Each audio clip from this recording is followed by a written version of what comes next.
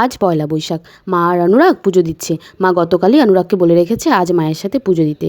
আজ আমাদের লাড্ডু গোপালকে দেখো নতুন জামা পরে বসে আছে। এই লাড্ডু গোপালের জামা আর বাচ্চাদের জামা কাল বাজার থেকে এনেছি। জয়া, শুভ নববর্ষে কি রেসিপি কি রান্না করলাম? প্রথমে তো সবাইকে জানাই শুভ নববর্ষের আন্তরিক তৃতীয় শুভেচ্ছা। আজকে আমাদের মঙ্গলবার বলে ভেজ। আজকে যে ঝিঙে পোস্ত করেছি, একটু সর্ষেও মিশিয়েছি, পোস্ত একটু কম ছিল তো তাই দিয়েছো। হ্যাঁ, অল্প অল্প পরিমাণ পোস্তটাই বেশি দিয়েছি। ঝিঙে পোস্ত আর করেছি এখানে পনির, কাঁচা লঙ্কা দিয়ে পনির বানিয়েছি আলু সেদ্ধ করে, কাজু কিশমিশ বাটা দিয়েছি।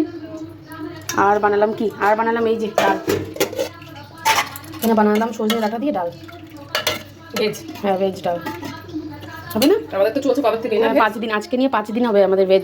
এই জামার ভিডিওটি আমি কালি করে রেখেছি। এই দেখো, এই দুটো হচ্ছে পিহুর জন্যে আর এই দুটো মাম্মামের জন্য। সেম ড্রেসই নিয়েছি, শুধু কালার আলাদা। আর অনুরাগের জন্য নিয়েছি শুধু দুটো বানিয়ান। জয়া, রাতে রেসিপিগুলো দেখাও। হাতে হ্যাঁ, হাতে দেখো, আজকে অনুরাগের আবদারে এই যে বাটার পনির বানালাম। ও তো অনেকদিন থেকে বলেই যাচ্ছে বাটার পনির বাটার পনির বাটার পনির, এতই যে ভালোবাসে বাপরে।